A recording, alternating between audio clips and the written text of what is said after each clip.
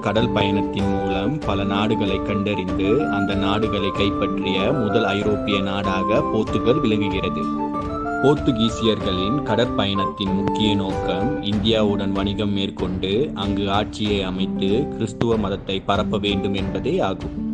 இப்படி வணிகத்திற்காக இந்தியாவிற்கு வந்த போர்த்துகீசியர்கள் முதலில் தென் இந்தியாவில் கேரளாவின் கடற்கரைக்கு வருகிறார்கள். அங்கு வணிகம் செய்வதற்கு இவர்கள் கோட்டைகள், வீடுகள், தொழிற்சாலை, தேவாலயம் என்று பல கட்டிடங்களை கட்டுகிறார்கள். இப்படி போர்த்துகீசியர்கள் கட்டிய முதல் கோட்டை கொச்சின் கடற்கரை ஓரத்தில் அமைந்துள்ளது. இது இந்தியாவில் மட்டுமல்ல, ஆசியாவிலேயே கட்டப்பட்ட போர்த்துகீசியர்களின் முதல் கோட்டையாகும்.